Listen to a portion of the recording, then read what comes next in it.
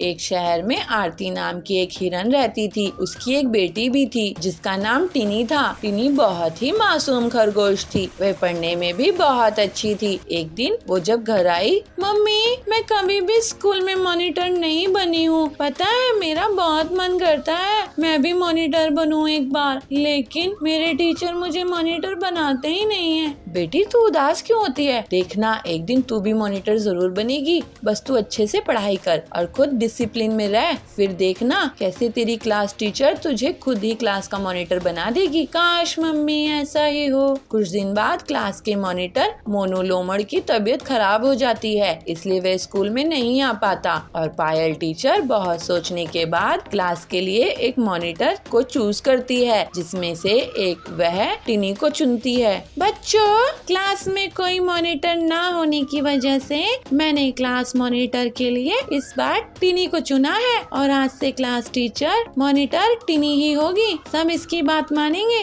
टिनी ये सुनकर बहुत खुश हो जाती है, मगर उसे पता नहीं था कि एक क्लास मॉनिटर का क्या क्या काम होता है और वो क्या करते हैं। मैम मगर मुझे तो पता ही नहीं है कि क्लास मॉनिटर क्या करते हैं। अरे टिनी इतना मत घबराओ, तुम धीरे धीरे सब समझ जाओगी कि क्या काम करना है। ज्यादा मुश्किल नहीं है बच्ची, मैं तुम्हें समझा दूंगी। ठीक है मैम। टिनी को मॉनिटर बने 2 दिन हो गए थे, मगर उसे अभी तक पता ही नहीं था कि उसे क्या करना है। तभी एक दिन टिनी की टीचर पायल मैम टिनी से कहती हैं, सुनो टिनी तुम यहाँ पर खड़े हो जाओ, मैं थोड़ी देर के लिए बाहर जा रही हूँ। तब तक तुम क्लास का ध्यान रखना और देखना कि कोई बच्चा शोर न मचाए और शैतानी ना करे। ठीक है मैम। पायल मैडम चली जाती हैं। इनके जाते ही बच्चे यहाँ से वहाँ शोर शराबा करने लगते हैं और उनका शोर क्लास के बाहर तक जाने लगता है। टिनी के मना करने पर भी उसकी कोई नहीं सुनता। थोड़ी देर में टीचर आ जाती हैं और ये सब देख टिनी से कहती हैं, ये सब क्या है टिनी, इतना शोर क्यों मचा रखा है तुमने और इन बच्चों को तुम चुप क्यों नहीं करवा रही? मैडम मैंने तो इन्हें बहुत समझाया मगर ये मेरी एक भी नहीं सुन रहे। अच्छा ऐसी बात है तो बेटा अब से जब मैं कमरे से बाहर जाऊंगी तो तुम शैतानी करने वाले बच्चे का नाम ब्लैक बोर्ड पर लिख देना, फिर मैं आकर उन्हें पनिशमेंट दूंगी। जी ठीक है मैम। और ये लो टिनी ये अटेंडेंस रजिस्टर है, इसे तुम प्रिंसिपल ऑफिस में जमा करके आओ। जाओ। ठीक है मैम। अगले दिन फिर से मैडम को काम होता है। वे क्लास से बाहर जाती है तो टिनी मस्ती शोर करने वाले बच्चों का नाम ब्लैक बोर्ड पे लिख दी है। मैडम जब आती हैं तो ब्लैक बोर्ड पर नाम देखकर कहती हैं, ये जिसके नाम लिखे हुए हैं वह हाथ ऊपर खड़े हो जाओ चलो। तभी टिंकू शेर, चुन्नू भालू और ओमी लोमड़ा खड़े हो जाते हैं और टिनी से भी गुस्सा हो जाते हैं। तुमने हमारा मैडम को नाम दिया था ना, अब हमें तुमसे कोई बात नहीं करनी, चलो निकलो यहाँ से और ना हम आज से तुम्हारे दोस्त, हमारी कट्टी। टूनी दुखी हो जाती है और अपने घर जाती है। रोते रोते अपनी माँ को सारी बात बताती है। बेटी इतनी सी बात से तो दुखी है, तुम तो चाहती थी ना कि तुम मॉनिटर बनो। अब जब मॉनिटर बनी हो तो बाबू ये सब समस्याएं तो सामने आएंगी ना, लेकिन ऐसे रोने से ठीक नहीं होगा। तुम्हें खुद ही ने सब कुछ ठीक करना होगा, बस थोड़ा सा सोच समझ कर फैसला लेना पड़ेगा मेरी बच्ची। मैं समझ गई माँ, मुझे क्या करना है। अगले दिन वह स्कूल जाती है और हमेशा की तरह मैडम को काम होता है। वो बाहर चली जाती हैं। टिनी सभी पर नजर रखती है। सभी शांत बैठे थे। दोस्तों मुझे माफ कर दो, मुझे ऐसा नहीं करना चाहिए था, मुझे तुम्हारा नाम मैडम को नहीं देना चाहिए था, मगर एक मैं मॉनिटर हूँ ना, इसलिए मेरी ये ड्यूटी है। लेकिन दोस्तों अगर तुम शोर मचाए बिना आराम से बात करोगे तो मैं तुम्हारा नाम नहीं लिखूंगी। ये तो बहुत अच्छा है टिनी, अब से हम शोर नहीं मचाएंगे, अब से हम सभी दोस्त बनकर रहेंगे टिनी। इस तरह से टिनी सभी से दोस्ती भी कर लेती है और मॉनिटर होने की ड्यूटी भी पूरी करती है। एक समय की बात है, एक शहर में चंपक नाम का एक शेर पापा अपने परिवार के साथ रहता था। उसके 2 बच्चे भी थे जिनका नाम रिंकू और पिंकी था। चंपक के अंदर एक बहुत ही गंदी आदत थी। वो आदत थी आलस की। वो सुबह जल्दी नहीं उठ पाता था और देर तक सोता रहता था। पापा आपकी वजह से हमें स्कूल जाने में बहुत देरी हो जाती है और टीचर से भी हमें बहुत डांट पड़ती है। आप सुबह जल्दी उठा करो ताकि आप हमें समय से स्कूल छोड़ सको। अरे बच्चों, मैं सुबह यही तो दिक्कत है, मैं चाहकर भी सुबह जल्दी नहीं उठ पाता हूँ। बहुत कोशिश करता हूँ पर नींद खुलती ही नहीं। हम भी तो जाग जाते हैं, आपकी नींद बस पूरी नहीं होती। बच्चों, मैं एक ऑटो तुम्हारे आने जाने के लिए लगा दूंगा, जो तुम्हें समय से स्कूल ले जाएगा और वापस भी ले आएगा। तभी चंपक पापा के पापा यानी कि दादाजी आते हैं। बच्चों के लिए ऑटो लगा देगा, लेकिन सुबह जल्दी नहीं उठेगा। अरे पापा, आप फिर शुरू मत हो जाना। ऐसा कहकर चंपक पापा काम के लिए निकल जाते हैं, पर वो ऑफिस देर से पहुंचते हैं। पर उन पर तो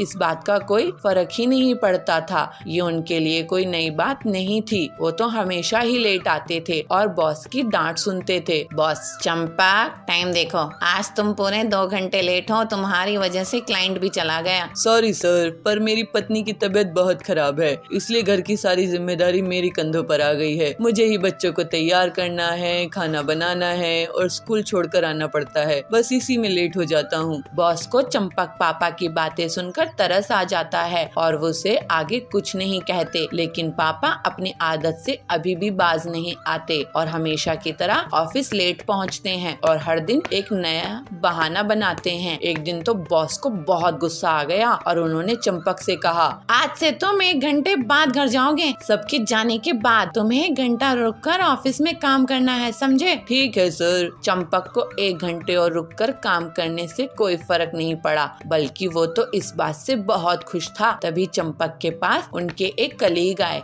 जिनका नाम चुन्नू बंदर था। अरे चंपक भाई, मुझे तो आपकी बहुत फिक्र हो रही है। आप ध्यान से काम करना, क्योंकि रात को यहाँ भूत आते हैं। एक बार मैं ऑफिस में रुका था, तब एक भूत ने मुझे पकड़ लिया था। तो भगवान का लाख लाख शुक्र है कि मैं बच गया, पर उसके बाद से आज का दिन है मैं कभी ऑफिस में रात को नहीं रुका। ऐसा कहकर चुन्नू बंदर वहाँ से चला जाता है। अरे ये सब तो कहने की बातें हैं, असल में कोई भूत वूत नहीं होता। मैं तो 1 घंटा सो जाऊंगा और फिर घर जाऊंगा। काम कौन करने आया है यहाँ? 5 बज जाते हैं और सभी लोग ऑफिस से चले जाते हैं। चंपक अपने कैबिन में ही बैठा रहता है और सबके जाने के बाद सो जाता है और खराटे लेने लगता है। लेकिन तभी उसकी नींद अचानक से खुलती है और वो देखता है कि दरवाजे से उसके कैबिन के अंदर एक फाइल चलती हुई आ रही है। उसे देख वो डर जाता है। अरे ये फाइल अपने आप कैसे चल रही है? कहीं वो चुन्नू बंदर सही तो नहीं कह रहा था? हे भगवान, मेरी रक्षा करना। हे भूत महाराज, मुझे माफ कर दो। मैं आगे से यहाँ कभी नहीं रुकूंगा। प्लीज मुझे इस बार माफ कर दो। फाइल अभी भी चले जा रही थी। चंपक का दिल जोर जोर से धड़कने लगता है और वो ऑफिस से निकलकर बाहर आ जाता है और तेजी से भागने लगता है। गार्ड उसे देखता है तो चंपक उससे कहता है, भाग जाओ, ऑफिस के अंदर भूत है। कौन सा भूत? मैं भी तो देखूं जरा। गार्ड ऑफिस के अंदर जाता है तो वो देखता है कि फाइल अपने आप चले जा रही थी। गार्ड फाइल को उठाकर देखता है तो पाता है कि फाइल के नीचे तो एक छोटा चूहा था जो इधर उधर भाग रहा था। लेकिन उस दिन के बाद से चंपक सुधर जाता है और आलस छोड़कर ऑफिस समय पर जाता है। बबलापुर गांव में कालू कौवा जमींदार था। वो गरीब लोगों को ब्याज में पैसे उधार देता था और जब गरीब उसे लौटा नहीं पाते तो वो उनकी जमीन हड़प लेता था। ऐसे ही एक दिन बबलू उसके पास पैसा उधार लेने के लिए आता है। कालू सेठ, आप मुझे 50,000 उधार देंगे क्या? मैं आपको अगले साल वापस कर दूंगा। मुझे कैसे पता कि तुम मुझे पैसे वापस कर दोगे? तुम कौन हो? कहां से आए हो? मैं यही इसी जंगल में रहता हूँ, गरीब किसान हूँ, छोटी सी जमीन है मेरी। अच्छा, तो तुम मुझे अपनी जमीन गिरवी रख दो, मैं तुम्हें पैसे उधार दे दूंगा। ठीक है, मेरी 10 एकड़ जमीन आप गिरवी रख लो। ठीक है, यहाँ अंगूठा लगाकर पैसे ले जाओ। फिर बबलू उन पैसे से बहुत मेहनत करके खेत में फसल उगाया। इस बार उसकी अच्छी फसल हुई थी। ऐसे ही एक दिन कालू उसके खेत के पास से निकलता है। अरे, ये खेत किसका है जिसमें इतनी लहलहाती फसल उग रही है? यह खेत बबलू का है सेठ जी, उसी बबलू का जिसने आपसे उधार लिया है। अरे वाह, इसका मतलब ये जमीन और ये फसल और इसके पैसे मेरे ही हुए। फिर कालू बबलू से मिलता है। क्यों बबलू, इस बार तुम्हारी फसल बहुत अच्छी आई है। जी कालू भाई, मैं आपको फसल बेचकर आपके पैसे लौटा दूंगा। ठीक है, ब्याज मिलाकर मिलाकर 2 लाख होगा। क्या? लेकिन मैंने तो बस 50,000 ही लिए थे। हाँ, तो ब्याज चढ़ा के 2 लाख हुए ना। ये तो अन्याय है कालू जी, फालतू की बात मत करो, नहीं तो मैं तेरा घर भी हड़प लूंगा। नहीं नहीं, आप मेरी जमीन ही ले लो, मैं आपके पैसे नहीं चुका पाऊंगा। शाम में बबलू अपने घर गया और अपनी पत्नी पीलू को सब कुछ बता दिया। मैं उसे देखती हूँ, आप चिंता मत कीजिए। पीलू अपनी सहेली सुंदरी के साथ एक प्लान बनाती है। दोनों सहेलियाँ एक छोटे से खेत में एक पानी का फव्वारा लगाते हैं और ऐसा जुगाड़ करती है कि उसमें से हीरों की बौछार हो। कालू तक ये बात पहुंच जाती है कि एक फव्वारे से हीरे निकल रहे हैं। बेलो, सुंदरी, क्या इस फव्वारे से हीरे निकल रहे हैं? हमने तो हीरे अभी देखे हैं। सेठ जी, आप खुद ही देख लो कि हीरे है कि नकली। वैसे सेठ जी, आपको बता दूं कि कल शहर से बहुत बड़े हीरे के व्यापारी आए हैं जो इस जमीन को खरीद लेंगे अगर उन्हें हीरे मिले तो। ऐसा क्या? तो एक बार मुझे दिखाओ, हीरे है कि नहीं। चलाओ फव्वारा। फिर पीलू और सुंदरी फव्वारा चलाते हैं और उसमें से सच में हीरे निकलते हैं। अरे, ये तो सही में हीरे ही है। चलो, अच्छी बात है। अब हम इस जमीन उस शहर वाले सेठ को बेच देंगे। नहीं नहीं, ये जमीन तो मुझे चाहिए। लेकिन आपके पास इतने पैसे हैं क्या सेठ जी? चाहे इसके लिए मुझे अपनी पूरी जमीन जायदाद बेचनी पड़ जाए, लेकिन मैं इस जमीन को खरीद के ही रहूंगा। ठीक है, ये लीजिए इस जमीन के कागजात, आपकी पूरी संपत्ति के बदले में ये जमीन। फिर कालू अपनी पूरी संपत्ति, जमीन, जायदाद, गाड़ियाँ, हवेली उसके नाम कर देता है और हीरे का फव्वारा वाला जमीन ले लेता है। अगले दिन कुछ लोग उस फव्वारे के पास इकट्ठा होते हैं तो कालू शोर मचाने लगता है। हीरे ले लो, हीरे, इंटरनेशनल क्वालिटी के हीरे। जरा हमें भी तो दिखाना हीरे कैसे हैं। ये देखो। फिर कालू फव्वारे को शुरू करता है, लेकिन उसमें से धूल मिट्टी निकलती है। कालू खांसने लगता है। अरे, ये क्या? पीलू ने मुझे लूट ली, बर्बाद कर दी। इस तरह से कालू को उसकी बदमाशी की सजा मिल जाती है और पीलू की मदद से बबलू और बाकी जंगल वालों को उनकी जमीन मिल जाती है। फिर सब खुशी खुशी रहने लगते हैं। नाचो खुशी से, बारिश आ गई, अब स्कूल जाने में बहुत मजा आएगा। गर्मियों का मौसम खत्म हो चुका था। जंगल में बबलू हाथी और पिंकी मोरनी दोनों बरसात का बहुत ही बेसब्री से इंतजार कर रहे थे। उन्हें बरसात में स्कूल जाना बहुत अच्छा लगता था, मगर गर्मी इतनी थी कि जाने का नाम ही नहीं ले रही थी। जंगल के सभी जानवर इस तेज गर्मी से बहुत परेशान थे। सबका हाल गर्मी से बेहाल हो चुका था। बबली हाथी घूमते हुए जंगल से जा रहा था कि उसे पिंकी मोरनी मिलती है। अरे बबलू, यूँ अकेले अकेले कहाँ जा रहे हो? तुम मुझे तो बताओ, कहाँ जा रहे हो इतनी जल्दी जल्दी में? अरे पिंकी, क्या बताऊं, इतनी तेज धूप निकल रही है, इस गर्मी में तो मेरा हाल खराब हो चुका है। क्या बताऊं, सब के सब जानवर परेशान हो चुके हैं इस सूरज की वजह से। बताओ, गर्मियों का मौसम खत्म हुए महीने हो गए, मगर बरसात का नामो निशान ही नहीं है। इसलिए मैं पास ही के स्विमिंग पूल में नहाने के लिए जा रहा हूँ। अरे बबलू, मगर आज ही मौसम विभाग ने बताया है कि आज बारिश होने की संभावना है। क्या पिंकी, तुम भी कैसी बातें कर रही हो? देख रही हो मौसम को, कितना तेज सूरज निकला हुआ है। ऐसे में बारिश कहाँ से होगी? भला तुम्हें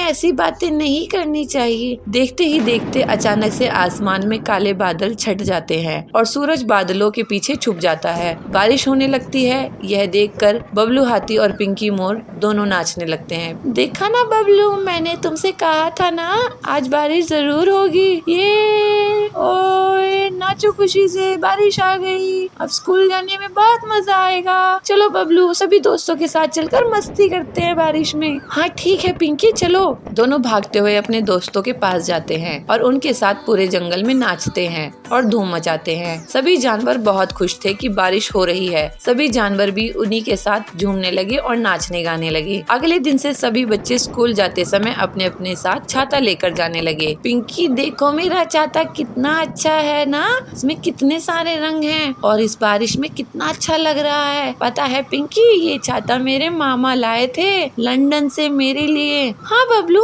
ये सच में तो बहुत अच्छा छाता है। तुम्हारे मामा ने सच में तुम्हें बहुत अच्छा गिफ्ट दिया है। सभी बच्चे एक दूसरे के छाते की तारीफ करने लगते हैं और नाचते गाते हुए स्कूल जाते और स्कूल से आते दिन बहुत ही मस्ती से बीत रहे थे। मोर, हाथी, भालू, लोमड़ी सभी बच्चे नाचते हुए स्कूल जाते। बबलू जब अपने घर जाता है तो उसकी माँ उससे कहती है, बेटा बबलू, तुम्हें बारिश में ऐसे नहीं घूमना चाहिए, ऐसे मस्ती नहीं करनी चाहिए, वरना तुम बीमार हो जाओगे और फिर डॉक्टर तुम्हें इंजेक्शन लगाएंगे। पर माँ, मुझे बारिश में मस्ती करना अच्छा लगता है, मेरे सभी दोस्त भी तो कितनी मस्ती करते हैं। अच्छा ठीक है बेटा, मगर ज्यादा देर पानी में मत खेला करो और गंदे पानी में तो भूलकर भी नहीं खेलना। मगर वह छाते को बारिश में बंद करके बारिश में भीगते हुए घर आता है। आज उसने देखा कि एक बूढ़ी लोमड़ी बारिश में भीग रही थी। दोस्तों, वह अम्मा बारिश में भीग रही हैं क्योंकि उनके पास छाता नहीं है और हम सभी छाता होते हुए भी जानबूझकर भीग रहे हैं। हमें उनकी मदद करनी चाहिए, चलो उनकी मदद करते हैं। बबलू हाथी बूढ़ी लोमड़ी के पास जाता है और उसे अपना छाता दे देता है। अम्मा, ये छाता आप रख लो,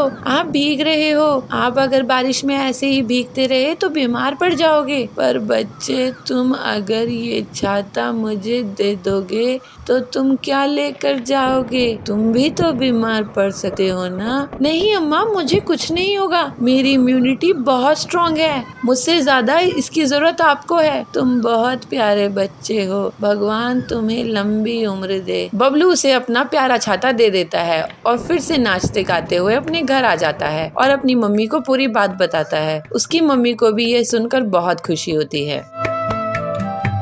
थोड़ी देर में निधि जन्मदिन का केक काटती है। सभी वह केक खाते हैं। चिंटू खरगोश भी वह केक खाता है। पार्टी खत्म होने के बाद निधि बंदरिया सभी को चॉकलेट देती है।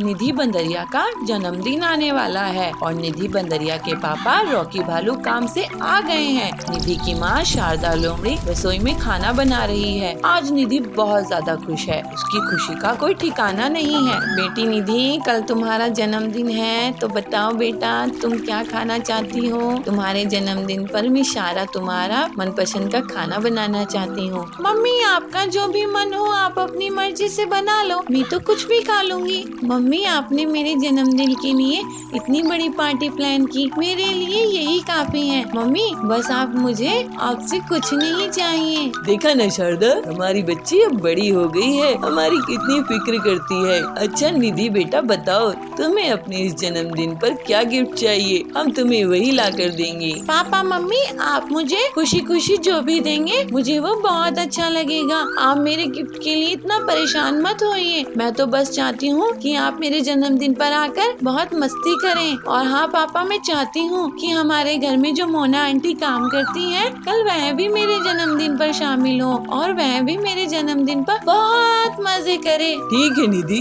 जैसा तुम चाहती हो वैसा ही होगा। मैं अभी तुम्हारी मम्मी से कहता हूँ, वह जाकर मोना से कल जन्मदिन के पार्टी में आने के लिए कह देगी। सुनो शारदा, तुम मोनी लोमड़ी से कह देना वह अपनी बेटी के साथ कल निधि की जन्मदिन पार्टी में आ जाए। ठीक है जी, मैं उसे कह दूंगी। मोना लोमड़ी के आते ही शारदा उसे जन्मदिन के लिए इनवाइट कर देती है।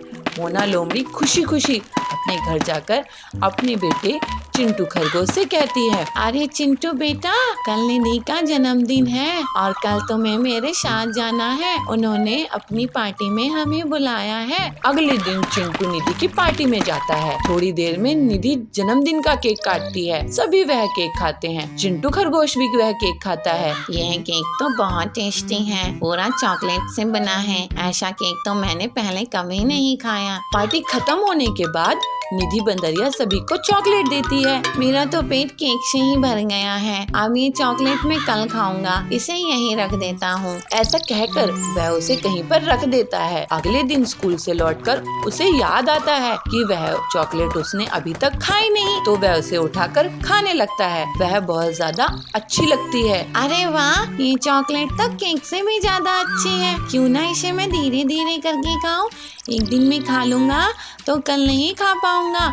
हाँ, मैं आधी कल खाऊंगा और आधी उसके अगले दिन वह स्कूल से लौटते हुए देखता है कि एक आम के पेड़ पर बहुत सारे आम लगे हुए थे। तो वह भी मन ही मन सोचने लगता है, क्यों ना मैं भी इस आम की पेड़ की तरह अपनी एक चॉकलेट का पेड़ लगाऊं। मैं अभी बाकी बची हुई चॉकलेट अपने घर के आंगन में बो देता हूँ और उसे पानी दे दूंगा। कुछ ही दिन में पेड़ आ जाएगा और भी बहुत सारी चॉकलेट खाऊंगा और रोज खाऊंगा। वह तुरंत अपने घर जाता है और बची हुई चॉकलेट उठाकर जमीन में गड्ढा खोदकर उसे बो देता है और उस पर मिट्टी डालकर उस पर पानी भी डाल देता है और जोर जोर से हंसने लगता है। तभी वहाँ उसकी माँ मोना लोमड़ी आ जाती है और उससे कहती है, क्या हुआ चिंटू, तुम बहुत खुश लग रही हो, क्या बात है? हाँ मम्मी, मैंने ना यहाँ पर अपनी चॉकलेट डाली है। कुछ ही दिन में ना यहाँ एक बड़ा सा पेड़ उग जाएगा, फिर मैं रोज चॉकलेट खाऊंगा और मम्मी मैं तुमको भी चॉकलेट खिलाऊंगा। अरे मेरे मासूम से बच्चे, ऐसे चॉकलेट का पेड़ थोड़ी उगता है। तुमने लालच में आकर अपनी चॉकलेट भी खराब कर ली। चिंटू को अपनी गलती का एहसास होता है कि वह चॉकलेट के लालच में आकर गलती कर दिया है। एक गांव में पिंकी नाम की बंदरिया अपनी मम्मी चंपा लोमड़ी और पापा चिंकू हाथी के साथ रहती थी। पिंकी की मम्मी चंपा बहुत ही सुंदर थी, साथ ही वो बहुत अच्छा मेकअप करना भी जानती थी, इसलिए सभी उसकी बहुत तारीफ करते थे। पिंकी भी जब जब मम्मी को मेकअप करते देखती तो उसका भी मन मेकअप करने का करता। एक दिन जब वो बाजार जा रही थी तो उसकी मम्मी अपना मेकअप करने लगी। तब पिंकी ने अपनी मम्मी से कहा, मम्मी मुझे भी मेकअप करना है और आपके जितना सुंदर बनना है। नहीं, बिल्कुल नहीं, तुम अभी बहुत छोटी हो और छोटे बच्चों को मेकअप नहीं करना चाहिए। ये तो हम जैसे बड़े लोगों के लिए है, इसलिए कभी भी इसको यूज नहीं करना। जब बड़ी हो जाओगी तब मेकअप लगाना। पिंकी मम्मी की बात मान जाती है और उनके साथ बाजार जाती है। बाजार में पिंकी को उसके स्कूल में पढ़ने वाली एक दोस्त मिल जाती है जिसका नाम चुनमुन खरगोशनी था। चुनमुन भी अपनी मम्मी के साथ बाजार आई हुई थी। अरे पिंकी मम्मी, आप हैं? आप तो मेकअप में बहुत सुंदर लग रही हैं। ऐसा लग रहा है जैसे कोई मैडम चली आ रही हो। अरे आप भी चुनमुन की मम्मी, इतनी भी कहाँ सुंदर लग रही हूँ मैं। नहीं पिंकी की मम्मी, आप भला की खूबसूरत लग रही हैं। लाइए मैं आपको काला टीका लगा देती हूँ, कहीं आपको किसी की नजर न लग जाए। ऐसा कहकर चुनमुन की मम्मी चुनमुन को लेकर वहाँ से चली जाती है और पिंकी अपनी मम्मी की तारीफ सुनकर बहुत खुश हो जाती है। अगले दिन चुनमुन स्कूल में अपने सभी दोस्तों से पिंकी की मम्मी के बारे में बात करती है। अरे शीमा, पता है पिंकी की मम्मी बहुत ही सुंदर मेकअप करना जानती है। कल जब हम उसकी मम्मी से बाजार में मिले तो मेरी मम्मी तो उन्हें पहचान ही नहीं पाई। ऐसा लग रहा था जैसे कोई मैडम चली आ रही हो। पिंकी तेरा अच्छा है, तेरी मम्मी कितनी सुंदर है। हाँ वो तो है, मेरी मम्मी बहुत ही सुंदर है। वैसे पिंकी, तुम्हारी मम्मी ने कोई पार्लर का कोर्स किया है क्या, या उन्हें खुद ही ये सारा मेकअप करना आता है? मेरी मम्मी को मेकअप करने का बहुत शौक है, इसलिए उन्होंने ये सब खुद से ही सीखा, किसी पार्लर से नहीं। अरे वाह, काश मेरी भी मम्मी पिंकी की मम्मी जैसी होती। सभी की बातें सुनकर पिंकी बहुत खुश होती है और घर जाकर सोचती है, मेकअप के बाद हम बहुत सुंदर हो जाते हैं ना, जैसे मम्मी हो जाती है और सभी मम्मी की कितनी तारीफ करते हैं। क्यों ना मैं भी एक बार मेकअप करके देखूं, मैं भी फिर मम्मी जितनी सुंदर हो जाऊंगी। ऐसा सोचकर पिंकी अपने कमरे से बाहर आती है और देखती है कि उसकी मम्मी रसोई में खाना बना रही है। तो वो चुपके से मम्मी के कमरे में चली जाती है और मम्मी की ड्रेसिंग टेबल के सामने बैठकर मम्मी का मेकअप इस्तेमाल करने लगती है। एक एक करके वो cream, foundation, blusher, highlighter, face powder सब लगा लेती है और फिर बारी आती है आईलाइनर की। मम्मी आईलाइनर को अपनी आंखों पर लगाती है जिससे उनकी आंखें और सुंदर हो जाती है। मैं भी इसे लगा लेती हूँ, मेरी आंखें भी बहुत सुंदर हो जाएंगी। पिंकी ऐसा सोचकर जैसे ही आईलाइनर आंखों पर लगाती है वैसे ही आईलाइनर उसकी आंखों में चला जाता है और वो अपनी आंखें मसलने लगती है और उसकी आंखों में मिर्ची लगने लगती है। मम्मी मम्मी मेरी हेल्प करो। पिंकी चिल्लाती है और उसकी आवाज उसकी मम्मी सुन लेती है और भागते हुए उसके पास आती है। अरे पिंकी, ये तेरे चेहरे का क्या हाल हो गया? पिंकी मम्मी को सब सच सच बता देती है। मम्मी उसका मुंह साफ करती है और उसकी आंखें धुलवाती है और उससे कहती है, पिंकी मैंने आपको मना किया था ना कि मम्मी का मेकअप यूज नहीं करना। बच्चा, मेकअप आपके लिए नहीं होता, यह बड़े लोगों के लिए होता है और आप तो अभी बहुत छोटे हैं और वैसे भी इसमें बहुत केमिकल होते हैं जो आपकी स्किन खराब कर सकते हैं। आपकी स्किन बहुत सेंसिटिव है, आपको इसको इस्तेमाल नहीं करना चाहिए। सॉरी मम्मी, आज के बाद नहीं करूंगी, प्रॉमिस। पिंकी मम्मी से सॉरी कहती है और वो समझ जाती है कि मम्मी जो कहती है तो हमारी भलाई के लिए ही कहती है, इसलिए उनकी बात जरूर माननी चाहिए। जबलपुर गांव के जंगल में बबली एक ठेले में गन्ने का जूस बेचा करती थी। उसकी दुकान बहुत अच्छे से चलती थी और गर्मी में तो ग्राहकों की हमेशा से भीड़ लगी रहती थी। बबली सबसे बहुत अच्छे से बात करती थी। ऐसे ही बहुत समय तक काम करते हुए उसने बहुत पैसे कमाए और फिर कालू से शादी कर ली। अपनी सफलता के कारण उसको बहुत घमंड हो गया था और वो गरीब ग्राहकों से बदतमीजी से बात करती थी। बबली दीदी, मुझे 2 ग्लास ताजा गन्ने का जूस देना, मैं आपको पैसा कल दे दूंगा। अगर कल पैसे देने हैं तो कल ही जूस पीना। तुम गरीब लोगों की सेवा के लिए दुकान नहीं खोली है मैंने। अरे बबली दीदी, आप ऐसे कैसे बात कर रही है? मैं तो आपका रेगुलर ग्राहक हूँ। देखो बंटी भैया, पैसे रखो और जूस पियो। और हाँ, आज से गर्मी शुरू हो रही है ना, आज से 20 रुपया ग्लास नहीं बल्कि 40 रुपया ग्लास गन्ने का जूस मिलेगा। इस तरह से बबली बहुत घमंड हो चुकी थी। गरीब ग्राहकों से पैसे रखवाती थी, फिर गन्ने का जूस देती थी। कोई गन्ने का जूस नहीं बेचा था जिसकी बबली फायदा उठा रही थी। लेकिन अगले ही दिन बबली की दुकान के सामने पीलू चिड़िया अपना गन्ने का जूस का ठेला खोलती है। उसकी दुकान चलती देखकर बबली उसे जलने लगती है। पीलू चिड़िया, तुम मेरे ठेले के सामने गन्ने का जूस क्यों बेच रही हो? मैं तुम्हारी दुकान चलने नहीं दूंगी। अरे सुंदरी दीदी, गुस्सा मत करो। जंगल में इतने ग्राहक हैं कि हम दोनों की दुकान अच्छे से चल सकती है। पीलू की बातें सुनकर बबली चुप हो जाती है। पीलू अपने ग्राहकों से बहुत अच्छे से बात करती थी, जबकि बबली अभी भी बहुत घमंड से रहती थी। जल्द ही पीलू की दुकान में भीड़ लगने लगती है, क्योंकि वो गन्ने का जूस को सिर्फ 15 रुपए में बेचा करती थी। ये पीलू तो बहुत ही चालाक निकली, सस्ते दामों में जूस बेच रही है। इसकी दुकान बंद करवा दूंगी। मैं भी दाम कम कर देती हूँ, लेकिन उतने पैसों में मैं गन्ने का जूस नहीं बेचूंगी, बल्कि केमिकल वाला नकली मिलावटी जूस बेचूंगी। ग्लास का जंबो साइज बड़ा देखकर जंगल वाले मेरे ही पास आएंगे और पीलू की दुकान बंद हो जाएगी। फिर ऐसा सोचकर बबली अपने घर में केमिकल वाला जूस तैयार करती है और मन ही मन बहुत खुश होती है। जंबो गन्ने का जूस ले लो, जंबो गन्ने का जूस। इतने बड़े गन्ने का जूस कभी नहीं देखे होंगे। जंगल के पक्षी बबली की आवाज सुनकर उसकी दुकान की तरफ भागते हैं और ग्लास का साइज देखकर लालच में आ जाते हैं और सिर्फ कुछ ही मिनट्स में बबली के जंबो गन्ने का जूस बिक जाता है। देखा पीलू चिड़िया, मुझसे पंगा लेने का नतीजा, मैं तुम्हारी दुकान बंद करवा के ही रहूंगी। उसी दिन से पीलू की दुकान में ग्राहकों की कमी होने लगती है और अगले दिन से तो कोई भी उसकी दुकान नहीं जाता है। थोड़े ही दिनों में पीलू को दुकान बंद करने की नौबत आ जाती है। तभी एक दिन डॉक्टर हरिया उसकी दुकान पहुंचते हैं। पहले मुझे 1 ग्लास जूस देना, बबली की दुकान में भीड़ है, मुझे लेट हो रहा है, नहीं तो मैं उसी की दुकान में जाता।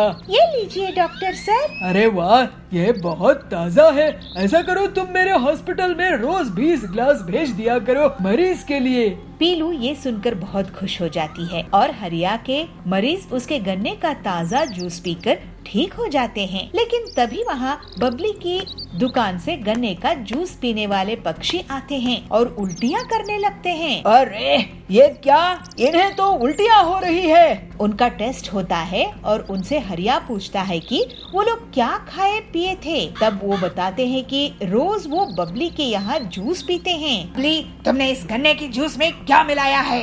तुम्हें पता है सबको किडनी में स्टोन्स हो गए हैं। इन सब की तबीयत खराब हो गई है तुम्हारी दुकान का गन्ने का जूस पीकर। अरे वो ये लोग पीलू की दुकान का जूस पिया करते थे। फिर हरिया बताता है कि पीलू की दुकान के जूस से उसके बीमार मरीज ठीक हो गए हैं। इसके पहले बबली कुछ बोल पाती, सभी पक्षी उसको घेर लेते हैं। बबली, तुम हमसे इतना सारा पैसा लेती हो गन्ने के जूस का, लेकिन ये जहर बेच रही हो। वो पीलू कम दाम में भी हमें स्वादिष्ट और सेहतमंद गन्ने का जूस पिलाती है। अब तुम्हें इसका हर्जाना भुगतना होगा। ऐसा कहकर सभी पक्षी बबली को पुलिस के हवाले कर देते हैं। पीलू पूरी ईमानदारी के साथ स्वादिष्ट गन्ने का जूस बेचना जारी रखती है और जंगल वाले उसकी बहुत तारीफ करते हैं। अब जंगल में बस उसी की गन्ने का जूस का दुकान थी। बबली अपने लालच के कारण सजा भुगत रही थी। पीलू और बाकी लोग अब हंसी खुशी रहने लगते हैं। पापा इस बॉक्स पर भी ऐसा ही ताला लगा है। बेटा अब मैं तुम्हें बताता हूँ कि इसके अंदर क्या है बच्चों। इसके अंदर मेरे बचपन का खजाना है। क्या कहा पापा, इसके अंदर आपका खजाना है? क्या सच में? अगर ऐसी बात है तो फिर ठीक है। एक दिन मोना शेरनी, जो कि चिंटू और ननकी की मम्मी है, वह काम कर रही थी तो चिंटू वहाँ जाता है। मम्मी मम्मी, वो जो ऊपर जो कमरा है उसमें क्या रखा हुआ है? जब देखो वह कमरा बंद ही रहता है। चलो ना उसे खोल कर देखते हैं आखिर क्या है उस कमरे में। नहीं चिंटू, जाकर अपनी पढ़ाई करो। चलो, ऐसे काम में तुम्हारा बहुत दिमाग चलता है। मैंने मना किया ना तुम्हें, जिस काम के लिए मना किया जाए वह मत किया करो, लेकिन तुम फिर भी नहीं समझते हो। चलो अब जाओ यहाँ से, मुझे काम करने दो। चलो। जब भी मैं आपसे उस कमरे के बारे में पूछता हूँ तो आप मुझे ऐसे ही पढ़ाई के नाम पर भगा देते हो। मुझे बता क्यों नहीं देते कि आखिर उसमें क्या रखा हुआ है? चिंटू बंदर अपनी मम्मी से बोल ही रहा था कि तभी वहाँ ननकी लोमड़ी भी आ जाती है। मम्मी, इस डब्बे को खोलो ना, इस पर ताला लगा हुआ है। इसे खोलकर दिखाओ मुझे, इसके अंदर क्या रखा हुआ है। वह कम था क्या जो दूसरी तू आ गई? मैंने तुमसे कितनी बार मना किया है कि ये सब पापा का सामान है, इसे हाथ मत लगाया करो। ये सब पापा के जरूरी हो सकता है, इसलिए अब तुम इन्हें रखो और जाओ अपनी पढ़ाई पर ध्यान दो। मम्मा प्लीज मुझे बताओ ना, इसके अंदर क्या रखा हुआ है। इसे खोलकर तो देखो ना, इसके बाद हम इसको हाथ नहीं लगाएंगे। बोला ना बच्चों, नहीं का मतलब नहीं। चलो जाओ, अब मुझे काम करना है और फिर बाजार भी जाना है। तुम खुद अपने पापा से ही पूछ लेना। चलो अब मुझे काम करने दो। थोड़ी देर में मम्मी बाजार के लिए चली जाती है और चिंटू बंदर और ननकी लोमड़ी मौका पाते ही उस डब्बे को फिर से खोलने में लग जाते हैं, मगर ताला लगा होने की वजह से वह उनसे खुलने वाला नहीं था। वह मायूस होकर अपने पापा रॉकी भालू के पास जाते हैं। पापा, आपने इसके अंदर ऐसा क्या रखा हुआ है जो मम्मी इसे हमें कभी नहीं छूने देती? आप इसे खोलिए ना। अच्छा तो तुम इसे क्यों खुलवाना चाहते हो? पापा इसे खोल दीजिए ना, हमें बस देखना है इसमें क्या रखा है। अच्छा ठीक है, मैं इसे खोल दूंगा, मगर मेरे पास एक और ऐसा ही बॉक्स है, वो भी मैं अभी लेकर आता हूँ, रुको। रॉकी भालू अंदर अपने कमरे में से एक और बॉक्स लेकर आता है जिस पर भी ऐसा ही ताला लगा हुआ था। पापा इस बॉक्स पर भी ऐसा ही ताला लगा है। बेटा अब मैं तुम्हें बताता हूँ कि इसके अंदर क्या है बच्चों। इसके अंदर मेरे बचपन का खजाना है जो मैं तुम्हें दे दूंगा, मगर मेरी एक शर्त है, तुम्हें इन दोनों बॉक्स में से अपना एक एक बॉक्स पहले ही चूज करना पड़ेगा। तो तुम अपने लिए एक एक बॉक्स चूज कर लो।